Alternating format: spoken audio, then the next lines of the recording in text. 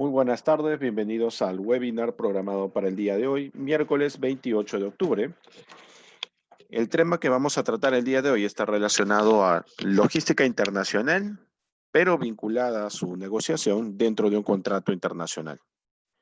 Es decir, vamos a hablar primero sobre términos generales de un contrato de comercio internacional, la finalidad de desarrollar un contrato de compraventa internacional, la estructura que debe poseer, y dentro de él vamos a colocar énfasis en el desarrollo de negociación en aspectos logísticos vinculados a este proceso de intercambio comercial de mercancías.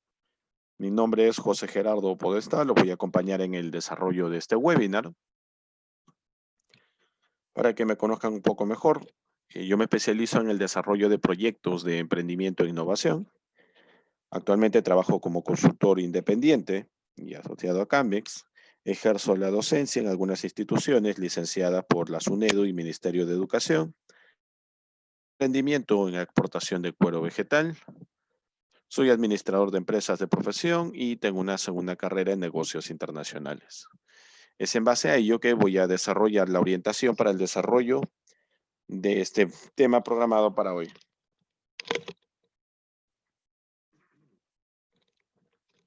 En primer lugar, como punto de partida, como mencionamos hace un instante, vamos a familiarizarnos con el manejo de un contrato de compraventa internacional. Para ello debemos tener en cuenta, en primer lugar, qué es lo que involucra este contrato.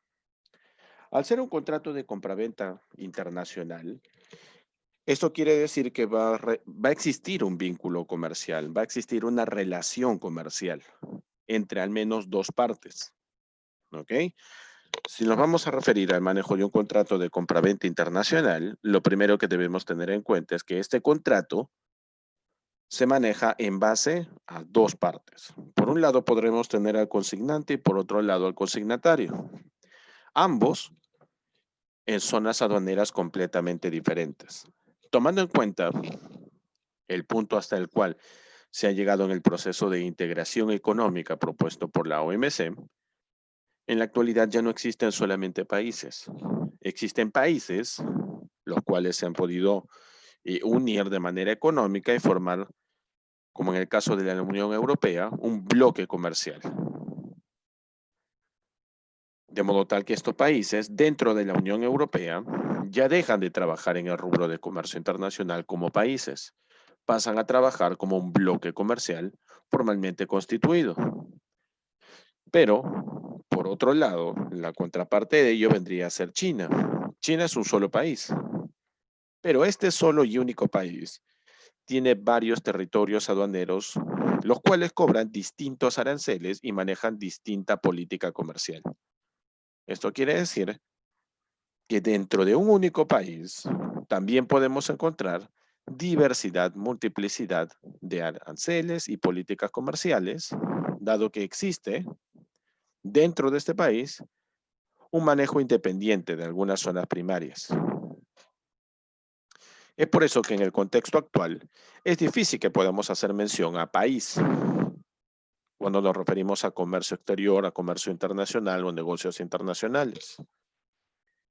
El término que se suele utilizar ahora con mucho más énfasis es territorio aduanero. ¿Ok? Hablamos de territorios aduaneros, de zonas aduaneras.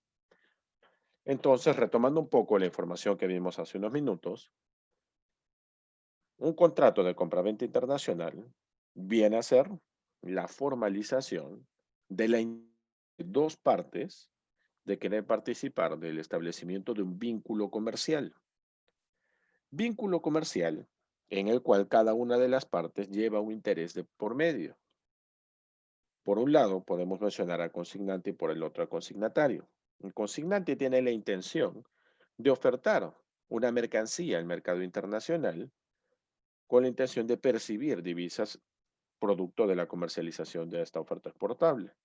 Por otro lado, el consignatario lo que buscará es obtener una mercancía con las características que busca en el mercado, acorde al aspecto comercial que ya ha podido planificar en su estructura o plan de ventas, y debería estar también dispuesto a entregar como intercambio de esta mercancía el envío de divisas internacionales. Entonces, es un intercambio comercial. Se intercambian mercancías por divisas. Intercambio comercial entre residentes de distintas zonas aduaneras. Aquí no interesa la nacionalidad, interesa dónde se encuentra residenciada esa empresa o dónde se encuentra residenciada esa persona natural, porque dependiendo del lugar de residencia, estaremos hablando de una zona o territorio aduanero y ya no de países, como mencionamos hace un instante. Pero esto a su vez lleva muchos aspectos macroeconómicos que podrían influir en dicha relación comercial. Para mencionar algunos de esos aspectos macroeconómicos que podrían influir en la firma de este contrato de compraventa internacional, podríamos hacer mención de las variables del macroambiente externo, el famoso análisis PESTEL, político, económico, social, tecnológico, ecológico, legal e inclusive competencia. Pero ojo, deberíamos analizar este macroambiente externo, no solamente la del país que oferta la mercancía, sino también del país de destino. O para ser más exactos, como mencionamos, territorios aduaneros.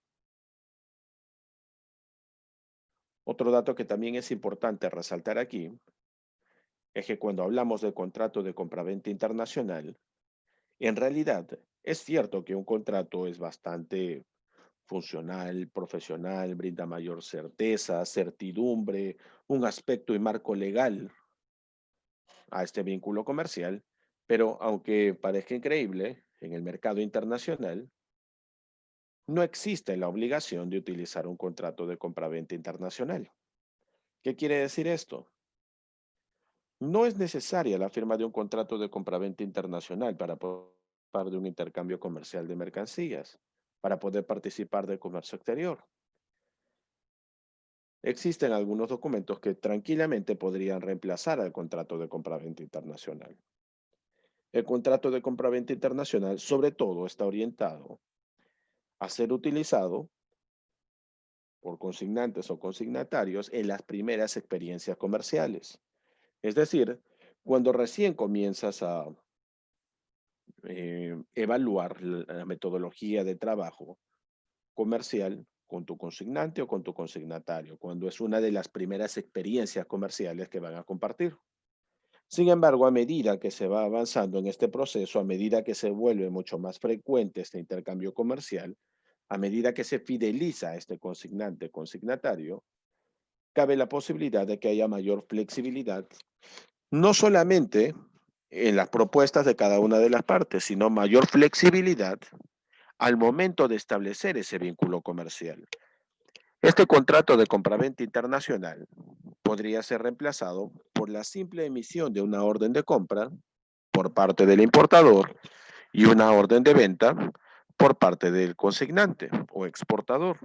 Una orden de compra y una orden de venta también son elementos documentarios formales. Son compromisos establecidos de manera clara y confiable. Pero sin embargo, aún así se puede pasar por alto también la entrega de una orden de compra y una orden de venta. Se puede pasar a trabajar simplemente con la emisión de una factura comercial. Entonces recordemos que no es obligatoria la firma de un contrato de compraventa internacional, pero es sugerida, sí. ¿Es recomendable? Claro que sí. Brinda mayor confianza, brinda un aspecto legal, convierte en el proceso de negociación en un elemento transparente, el cual se manifiesta como tal en dicho contrato y es firmado por ambas partes, con la aceptación de responsabilidades, obligaciones y también cada parte. Modelos de contrato internacional, en realidad para el contrato de compraventa internacional, se considera una presentación física legal. Quiere decir que un contrato documentado en físico viene a ser considerado un documento legalmente válido. Puede considerarse una videollamada, puede considerarse, por ejemplo, una llamada vía Skype o con alguna otra plataforma. Puede considerarse esa grabación un contrato, también puede considerarse un contrato. Inclusive se puede llegar hasta considerar un audio, una grabación de voz, un contrato. Prueba de ello es lo que vivimos en la actualidad. Para adquirir algunos servicios, muchas veces recibimos llamadas telefónicas en las cuales se nos oferta algún tipo de producto, algún tipo de servicio, la mejora de algún servicio con el que ya contamos y nos piden una grabación de voz como evidencia o prueba de la aceptación de esta nueva propuesta a mejorar o a adquirir. Entonces existen diferentes formas de poder validar un contrato de compraventa internacional. Y para ser un poco hasta extremistas, una cadena de correos electrónicos entre consignante y consignatario, realizando negociaciones, ofertas contra ofertas, concesiones, también puede servir como evidencia de un contrato de compraventa internacional. Así que, en primer lugar, no es obligatorio. En segundo lugar, si no se trabaja con el contrato de compraventa internacional, tienes una orden de compra, una orden de venta, o tranquilamente solo la emisión de una factura. Presentaciones de tu contrato en el caso que requieras utilizar uno, físico, virtual, una cadena de correos electrónicos, una videollamada, una comunicación solamente por audio, quedaría como evidencia de ese contrato. Al momento de constituir tu contrato de compraventa internacional, también debes ser bastante cuidadoso, dado que existen jerarquías en las normas al interior de un país cuando estableces ese vínculo comercial.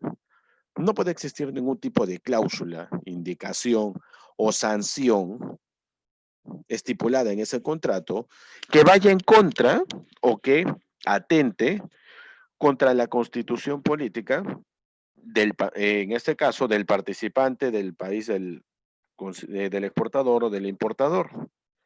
Otro dato importante, tampoco puede colocarse en ese contrato algún tipo de cláusula en particular que contragreda o vaya en contra de un acuerdo internacional, de un tratado, de un convenio, leyes nacionales y reglamentos. Y aún así, si existiera la posibilidad de consignar una cláusula en particular, que por ejemplo sea respaldada por la firma de un acuerdo internacional, un tratado de libre comercio, pero sea rechazada por una ley nacional, una ley propia de uno de los países donde está residenciado el consignante o consignatario, siempre, en base a este nivel jerárquico, los acuerdos comerciales van a estar por encima de las leyes nacionales por encima de los reglamentos, y no va a existir ningún tratado, convenio o acuerdo internacional por encima de lo que defiende la Constitución. Teniendo en claro esto, concretamos ahora con la definición de contrato para orientarnos un poco más al manejo logístico dentro de ese contrato. En primer lugar, ya mencionamos que ese contrato viene a ser un acuerdo entre partes. Ojo, recuerda bien, es un acuerdo entre partes y las partes son solamente el consignante y el consignatario. No hay nadie más que pueda ser vinculado dentro de ese contrato, no hay menciones a terceros. Nuevamente, es un acuerdo entre partes, entre consignante y consignatario. En ese contrato no se puede hacer mención o aludir de responsabilidades a un tercero. El contrato es considerado una ley entre partes, es decir, lo que estipule o maneje ese contrato, tanto para el consignante como para el consignatario, viene a ser una ley, es decir, debe cumplirse sí o sí. De lo contrario, está presto a algún tipo de sanción, la cual también podría figurar en el contrato de compraventa internacional. Como mencionamos hace un instante, puede ser un contrato oral, puede ser un contrato escrito, solo afecta a las partes, no a terceros. Es una fuente de obligaciones para ambas partes. En resumen, el contrato de compraventa internacional manifiesta la voluntad de ambas partes de participar de la celebración de este vínculo comercial, en el cual cada una de las partes obtendrá un beneficio, o la adquisición de mercancía, o la retribución dineraria por el envío de esa mercancía.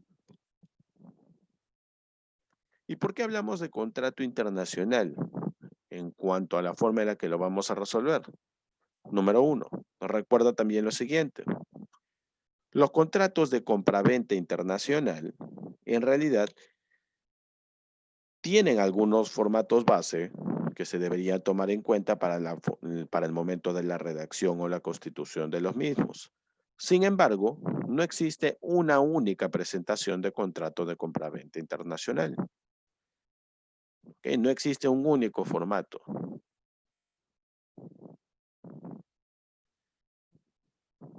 Profesor, y según lo que usted me indica, ¿qué pasaría si se incumple ese contrato?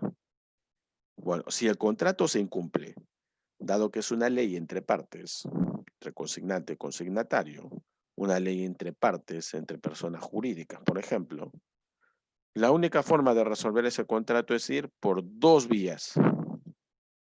Vía número uno, podrías acogerte a un marco estatal legal. ¿Qué quiere decir eso? Podrías haber consignado en el contrato alguna cláusula la cual indique que frente a cualquier tipo de inconveniente que evite que se cumpla con los compromisos celebrados en el contrato por parte del consignante o del consignatario, ese contrato podría ser resuelto por una ley aplicable, por una vía estatal legal. ¿Cuál, profesor? Podrías utilizar, por ejemplo, el marco legal del país del consignante o el marco legal del país del consignatario. Sin embargo, estas no son tus dos únicas opciones o elecciones, dado que no solamente se puede buscar resolver un contrato vía legal, estatal legal, recurriendo al marco legal del país del importador o del país del exportador, sino que tienes la libertad de elegir resolver ese contrato bajo el marco legal de cualquier país que forme parte de la OMC, cualquier país miembro de la OMC. Esa es la opción número uno. Sin embargo, es un poco peligrosa, sí. ¿Por qué? Porque recuerda que al trabajar con el marco estatal legal de otro país, se supone que debes conocer cómo se maneja bajo la jurisdicción o el ámbito de ese aspecto legal estatal en ese país, un proceso de resolución de contratos.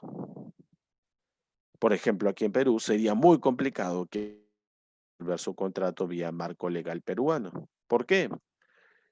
Por el gran nivel de demoras que existen en el seguimiento de la búsqueda de soluciones legales, juicios. Muchas veces esos juicios inclusive terminan prescribiendo y al final no existe ninguna solución ni tampoco una sanción. Por eso es que esta es una de las opciones a la que podrías recurrir, pero dependiendo de, en este caso, lo que hayan decidido para poder resolverlo, no es muy conveniente recurrir a este tipo de solución, ¿no? Por medio de esta vía. Profesor, ¿cuál es la segunda opción que tengo para resolver ese contrato? La segunda opción con la que puedes contar es resolver ese contrato bajo un marco privado. Es decir, similar a que te mencione que resuelvas ese contrato por una vía privada. Pero ¿cómo que por vía privada? Para resolver ese contrato por vía privada, tranquilamente en ese contrato debías haber colocado tanto tú como tu contraparte de manera explícita que iban a recurrir a un arbitraje internacional. Y es más, para ser más exactos, ambas partes, consignante y consignatario, debieron haber colocado a qué centro de arbitraje iban a acudir. Y si quería ser mucho más exacto, indicar si iban a contratar los servicios de un árbitro o una junta arbitral. Un árbitro viene a ser una sola persona, es un abogado especializado en derecho de comercio internacional que trabaja de la mano con un especialista en comercio exterior y negocios internacionales. Generalmente, los árbitros, los centros de arbitraje están asociados a cámaras de comercio. Resuelven los casos en un promedio de entre 3 a 5 meses. Lo hacen de manera, entre comillas, transparente porque se debe demostrar que no existe ningún vínculo entre el centro de arbitraje o el árbitro y el consignante o el consignatario. Finalmente, lo que se concluya al finalizar el proceso de arbitraje y que sea publicado en un laudo arbitral, que es la sentencia que entrega el árbitro, se cumple sí o sí. Recuerda que un laudo arbitral, una sentencia arbitral, es inapelable. ¿Ok? Es inapelable. Profesor, ¿y la segunda opción? La segunda opción era recorrer a una junta arbitral. Una junta arbitral generalmente involucra que hayan 3 árbitros. Consignante elige uno, consignatario otro y entre los dos eligen al tercero. Con 3 árbitros, 3 asesores de comercio internacional o negocios especialistas en el rubro sobre el cual se está debatiendo, especialistas en el rubro sobre el cual se encuentra clasificada esa mercancía, participarán del proceso de la búsqueda de resolución de conflictos. Pero hasta aquí esta es información general. ¿Cómo vamos a vincularla con el manejo de la logística internacional? Uno de los puntos principales que se llena como dato principal en el contrato es la mención a las partes, al consignante y al consignatario. Sin embargo, también es relevante colocar la descripción detallada de la mercancía y acá debe ser muy minucioso y cuidadoso. La descripción de la mercancía no debe ser solo una descripción física. La descripción de la mercancía debe ser también en base a características, usos y funciones. Y de ser necesario, para poner mayor énfasis en términos claros relacionados a la mercancía, lo ideal sería que a este contrato se le pueda endosar la ficha técnica detallada de la mercancía. Aquí ya comienza el primer aspecto logístico que debemos evaluar al momento de negociar o firmar un contrato. El precio, el cual está amarrado a un Incoterm. El precio al cual se encuentra amarrado a un Incoterm. En la actualidad, estamos con la versión oficial de los Incoterms ya publicada y vigente, la versión del año 2020. Los Incoterms se actualizan cada 10 años. La versión anterior ha sido la del año 2010. Sin embargo, no existe ningún grado de obligatoriedad que te fuerce a utilizar la última versión de los Incoterms. Eso quiere decir que tú tranquilamente en este momento podrías hacer un proceso de negociación y firmar un contrato de compraventa internacional. ¿De qué tipo? De forma libre, buscando utilizar o los Incoterms de la versión 2020 o los Incoterms de la versión 2010. Tranquilamente podrías trabajar con los Incoterms versión 2020, versión 2010, porque recuerda que no existe ningún grado de obligatoriedad a utilizar la última versión. ¿Por qué mencionamos que aquí ya empezaba a tomar un poco más de forma el aspecto logístico en la negociación? Porque cuando hablamos de los Incoterms, aparte de indicarnos el nivel o grado de responsabilidad o riesgo con el que corre cada una de las partes, los Incoterms también nos indican el punto de entrega de la mercancía. Por eso es que en la actualidad, los Incoterms, cuando son incluidos en un contrato de compraventa internacional, deben llevar la siguiente estructura. Imaginemos que el contrato de compraventa internacional por un valor de $75,000. La mención sería, en primer lugar, el monto, $75,000. Luego, el Incoterm, por ejemplo, Incoterm POP. Versión del Incoterm, 2020. Punto de entrega, APM Terminals Callao. Listo. Esa es la forma en la cual se citan a los Incoterms en los contratos de compraventa internacional. El precio o el monto, el nombre del Incoterm, la versión del Incoterm y el punto de entrega de la mercancía vinculado a ese Incoterm. Por eso es que en el ejemplo que te dije, mencioné $75,000, término FOB de la versión 2020, punto de entrega, APM Terminals, Callao. Esa es la forma en la que se consigna o se detalla de manera clara el Incoterm. Un dato que también es importante mencionar es la fecha y los plazos de entrega, ya que tenemos que ser bastante cuidadosos. ¿Por qué? Esto también está vinculado con el aspecto logístico. Como profesor,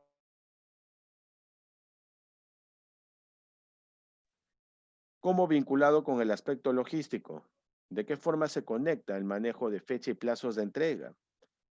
Recuerda que cuando negocias un contrato de compraventa internacional, aparte de la mercancía que ya ha sido descrita, aparte del precio que está vinculado a un Incoterm, la fecha y plazo de entrega también es relevante. ¿Por qué?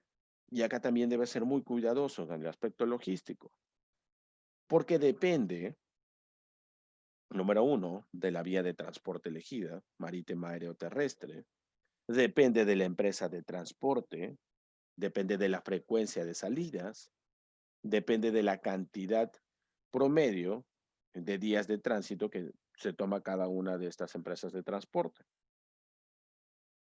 En general, cuando se plazos de entrega se suelen utilizar rangos, más o menos 5 días. Para transporte marítimo, para transporte terrestre, más o menos 5 días. Cuando es un transporte aéreo, exageradamente el retraso podría ser de 24 horas.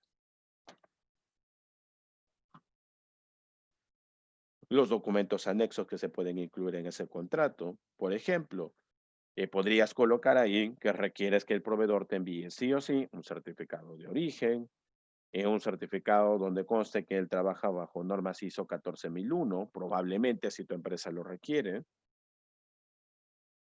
evaluaciones o pruebas de laboratorio que se hayan hecho sobre el lote de mercancías que se te van a enviar, documentos anexos complementarios pueden ser negociados y consignados en el contrato. Las condiciones y formas de pago también son términos importantes. Condiciones y formas de pago o también formas y medios de pago. Cuando nos referimos a una forma de pago, nos referimos a temporalidad. Pagado antes, durante o después. Y cuando nos referimos a medio de pago, nos referimos a si es un medio de pago documentado o no documentado. Un medio de pago no documentado viene a ser un medio de pago directo, como una transferencia bancaria internacional o un cheque. Mientras que un medio de pago documentado viene a ser, por ejemplo, representado con una carta de crédito o una cobranza documentaria. Algunas garantías que se podrían colocar de fondo para la compraventa de la mercancía, garantías que puede en este caso ofrecer el exportador o consignante a su cliente por la adquisición de la mercancía, garantía que se extingue después de un periodo de tiempo, la consecuencia de los incumplimientos, multas, sanciones, amonestaciones, la ley aplicable tal como lo hemos visto hace un instante, si vamos a resolver ese contrato frente a un incumplimiento utilizando un marco estatal legal, o la solución de controversias por la vía privada, utilizando un centro de arbitraje y un árbitro o una junta arbitral. ¿Existen contratos secundarios, profesor? Sí, que se pueden anexar al primero y eso lo vamos a ver en un momento. Primero vamos a avanzar un poco más sobre la explicación y manejo de los Incoterms y por qué están vinculados al aspecto logístico dentro de la negociación del contrato. Como mencionamos hace un instante, los Incoterms se actualizan con una frecuencia de 10 años.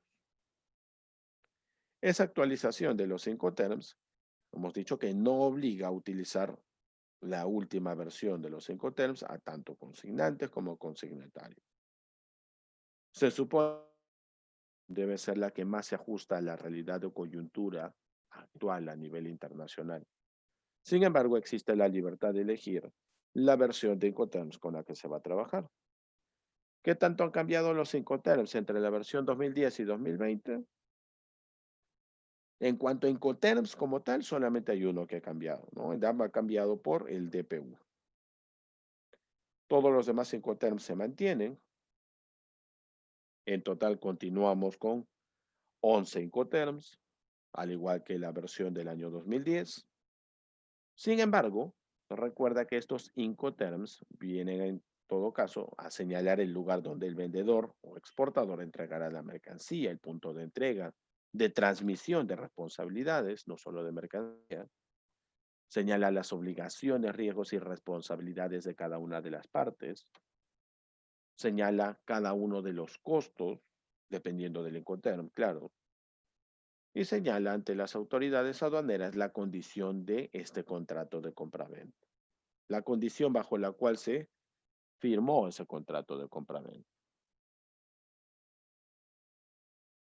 El sentido de utilizar los Incoterms dentro de un contrato de compraventa internacional. Recuerda que existen muchas barreras al momento de entablar un proceso de negociación comercial, barreras idiomáticas, barreras en cuanto al manejo de procesos, procedimientos. Así que los Incoterms vienen a resumir prácticamente todo esto. Los Incoterms, por sí solos, como Incoterms, tienen un significado igual a nivel internacional. Es decir, no hay necesidad de interpretarlos. Los Incoterms literalmente nos mencionan de manera clara los conocimientos de los riesgos, los compromisos, el reconocimiento internacional para esa negociación y el cumplimiento obligado de cada una de las partes.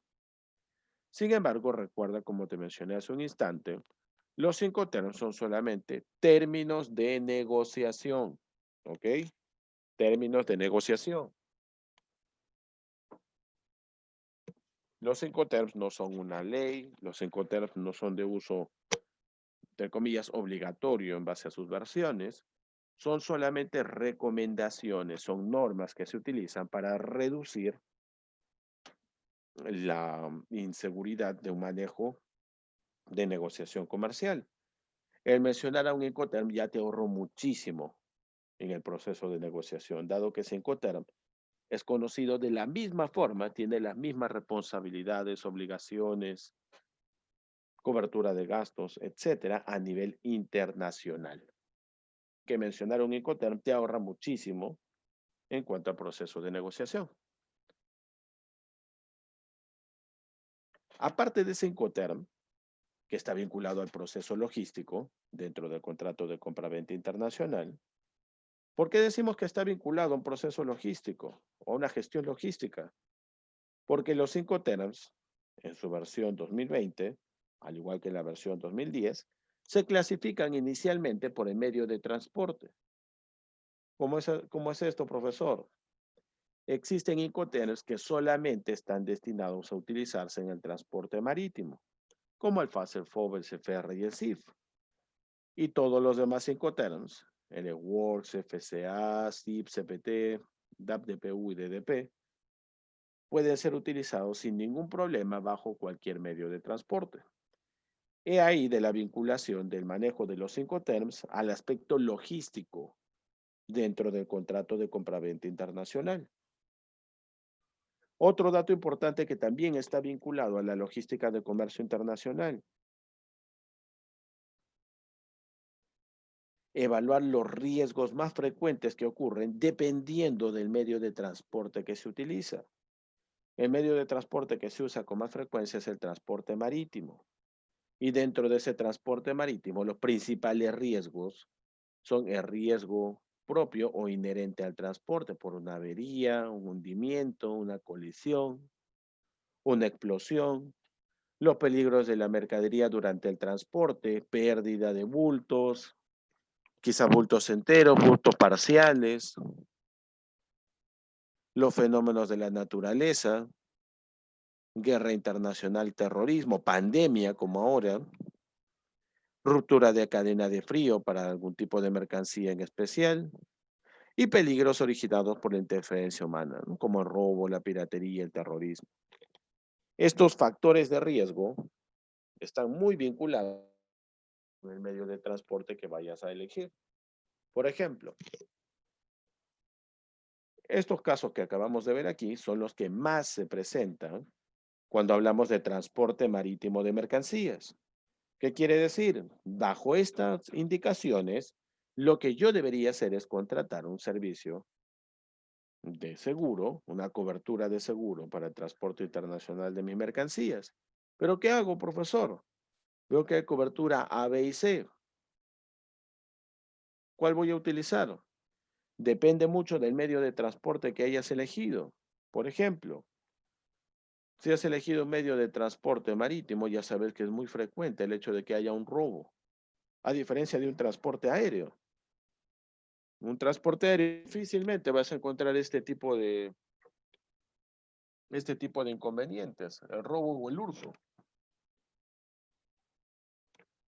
En cambio, cuando hablamos de transporte marítimo, sí es frecuente. ¿Y esto debido a qué, profesor? Por el tiempo de tránsito, ¿ok? Por el tiempo de tránsito para el viaje. En un tránsito aéreo de mercancías, la mercancía no está expuesta por mucho tiempo al proceso de ser trasladada, son solamente horas. En cambio, en el transporte marítimo, esa mercancía tiene un periodo de tránsito muchísimo más extenso. Por ende, está expuesta a más riesgos. Así que lo que deberías hacer si trabajas, por ejemplo, en un contrato de compraventa internacional de mercancías con un transporte marítimo, debería ser número uno, inclinarte a elegir una cláusula, una póliza de seguro que tenga una cláusula A. ¿Por qué la cláusula A? Porque la cláusula B y la cláusula C no te cubren contra el robo. Aunque parezca increíble, aunque parezca increíble, una cláusula A, ¿ok? Una cláusula A, segundo,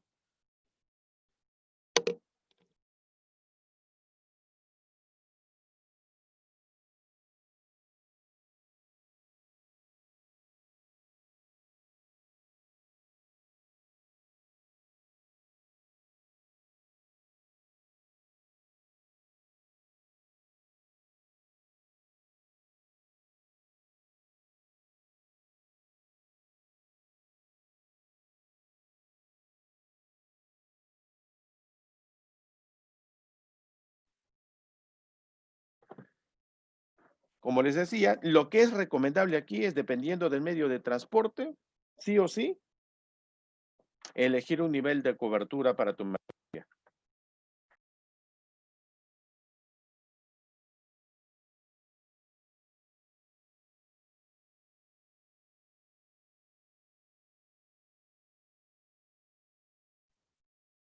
En todo caso, como mencionamos, si yo utilizo un transporte vía marítima, como te acabo de mencionar, los principales riesgos son estos.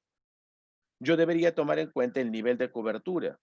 Si utilizo una cobertura C, ¿ok? Una cobertura C, la C no me va a ayudar en cuanto a robos. La C no me va a ayudar en cuanto a robos. La cláusula B tampoco me ayuda en una cobertura con robos. Una cláusula A sí.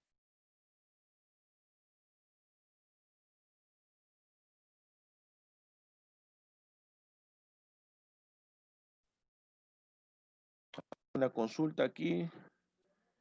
Dice, Jan, consulta, profesor, el seguro veo que al momento de los impuestos lo calculan recién, pero a veces no está incluido o la comisión de pago online la excluyen. En realidad, chicos, depende muchísimo esto. ¿Por qué? Cuando contratas el seguro de manera independiente, es distinto a cuando contratas el seguro vinculado a un operador logístico, donde tienes la agencia de carga, la agencia de aduana y generalmente también ahí te recargan, sí o sí, el servicio del contrato de seguro. Y el cálculo depende muchísimo de, obviamente, la empresa de seguro, el nivel de cobertura o la cláusula que has elegido. En este caso, como les dije, la cláusula A es la única que me cubre contra robos, la cláusula B y la C no. Pese a que la cláusula C se supone que es la más básica y debería cubrirme contra lo más básico que es.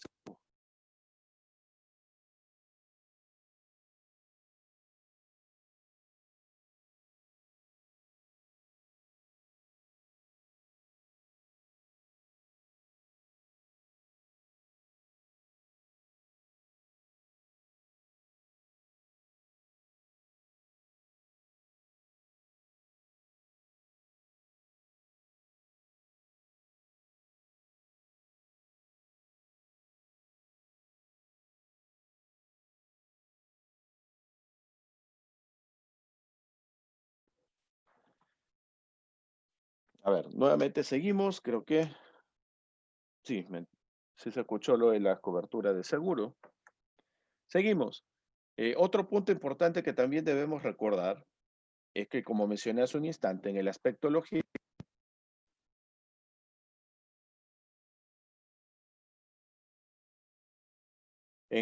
logístico se debe tener en cuenta también los tiempos o periodos de tránsito. Y eso lo vamos a ver en esta herramienta de CISEX, aquí en la parte inferior izquierda, en facilitación para la exportación en herramientas logísticas. Podemos evaluar rutas marítimas, rutas aéreas, tener acceso al directorio logístico de proveedores de servicios vinculados a transporte internacional, agencias de carga, e inclusive herramientas para realizar nuestro costeo en las exportaciones. Esto vamos a revisarlo de forma directa en la página web, ¿ok? Más que en las diapositivas, vamos a verlo directamente en la página web. A ver, vamos a entrar a la página de CISEX. Dentro de la página de CISEX, nos vamos a ir al cuadrante inferior izquierdo, donde aparece facilitación para la exportación. En facilitación para la exportación nos vamos a ir a herramientas logísticas y dentro de las herramientas logísticas vamos a tener acceso a rutas marítimas, rutas aéreas, directorio logístico y herramientas de costos de exportación. De estas cuatro, vamos a trabajar primero con las rutas marítimas. ¿Qué rutas marítimas? Esta información, es cierto, puede ir en el contrato de manera clara, sí, pero siempre y cuando, como te mencioné hace un instante, en los periodos de tránsito coloques rangos, no fechas exactas. Generalmente es más o menos 5 días hábiles. No, perdón, días calendario. Por ejemplo, imagina que pensemos en hacer una exportación desde el puerto del Callao hacia Estados Unidos. Ok, nos vamos a Estados Unidos. Quisiera entrar por el puerto de Seattle. Ok. Obviamente se encuentra en la costa oeste de Estados Unidos. Vemos el manejo de la ruta y la información que encontramos es la siguiente. Esta información es referencial para tenerla en cuenta sí o sí en el contrato de compraventa internacional. ¿Por qué? Número 1, puerto de origen, Callao. Puerto de destino, Seattle en Estados Unidos. Esta es información referencial sobre las tarifas, cuánto costaría un contenedor de 20 pies, uno de 40, uno de 40 refrigerado. Si fuera carga consolidada, el es por tonelada o por metro cúbico. Pero el punto que me interesa conocer ahora de momento para el contrato de compraventa internacional, tomando en cuenta los plazos de tránsito, es esto de aquí. Los días de tránsito referenciales, la frecuencia de salida del medio de transporte y cuáles son las líneas navieras que me proveen de ese servicio. Veamos, nos vamos a ver líneas navieras. Y acá podemos ver que para ingresar desde el puerto de Callao hasta el puerto de Seattle en Estados Unidos, en la costa oeste, la tarifa promedio que hemos visto hace un instante aparece acá resumida. Si se tratara de un contenedor consolidado, por tonelada por metro cúbico, nos aparece el nombre de las líneas navieras. Se podría trabajar, el agente con el que trabajamos vinculado a la línea naviera, los depósitos vinculados a las líneas navieras, y esta es la parte referencial importante, los días de tránsito. ¿Por qué no me pongo de manera detallada a ver esto? Porque finalmente depende del Incoterm, si es el consignante o el consignatario que contratar el servicio de transporte internacional. Si hablamos, por ejemplo, desde Works hasta FOB, quien va a contratar el servicio de transporte internacional de mercancías va a ser necesariamente el importador. Si la exportación es en términos de Works hasta FOB, es el importador el responsable de contratar la empresa de transporte internacional y tendrá el que elegir la línea naviera, el agente, el depósito, los días de tránsito y la frecuencia de salida. Pero tendrá que ser el exportador o consignante que se comprometa a entregar la mercancía en una fecha en especial para no perjudicar en este caso al importador con la frecuencia del envío de su mercancía. Pero si sucediera al revés, hablamos de que el exportador va a hacer una exportación en términos CFR hacia adelante, es el exportador el que tendría que contratar a la línea naviera, la agencia de carga, el depósito temporal, y eso sí, sería el exportador el que tendría que adaptarse a lo que solicita el importador en días de tránsito para cumplir con la fecha de entrega de la mercancía. Pero como hemos mencionado hace un instante, estos días de tránsito son solamente referenciales. En la vida real se consideran más o menos 5 días calendario. para transporte marítimo y para transporte terrestre. Para el transporte aéreo difícilmente va a consignarse un rango dado que el transporte aéreo involucra una menor cantidad de días de tránsito, ¿no? Es mucho más puntual, es mucho más preciso. Y tengo la opción de evaluar otras rutas para ingresar a Estados Unidos. Por ejemplo, aquí tengo la opción de llegar en 19 días, 17 días, si es que ingreso de Vancouver, 22 días, acá el mínimo es, mira, tengo la opción de llegar hasta en 12 días. Con la naviera NYK. ¿Por dónde ingreso? Por Los Ángeles. Pero toda esta información solamente es referencial y complementaria dependiendo del Incoterm que se haya elegido para negociar, para realizar el proceso de compra-venta internacional. Las rutas aéreas también las puedes revisar al igual que las rutas marítimas. Tienes acceso al directorio logístico para descargar información de todas las empresas que prestan servicios logísticos, las cuales puedes tomar como referencia en tu proceso de negociación de contratos de compra-venta internacional. Herramientas para manejar el costeo de tu exportación en todos los 5, pero esto será tema para revisarse en otro webinar, ¿no? Cada una de estas herramientas. Por mi parte, hasta el momento, esto ha sido todo. Espero que el webinar haya sido de su agrado. Por tratarse de un webinar, de una sesión prácticamente de 45 minutos en promedio, no podemos explayarnos mucho más, pero tendremos una próxima oportunidad para poder tocar temas complementarios a los que estamos viendo ahora. Muchas gracias a todos por su participación en este webinar. Cualquier duda o consulta que puedan tener, pueden contactarme directamente por el área académica de CAMEX o pueden ubicarme en LinkedIn como José Gerardo Podestá. Muchas gracias a todos. Muy buenas tardes y nos vemos en una próxima oportunidad.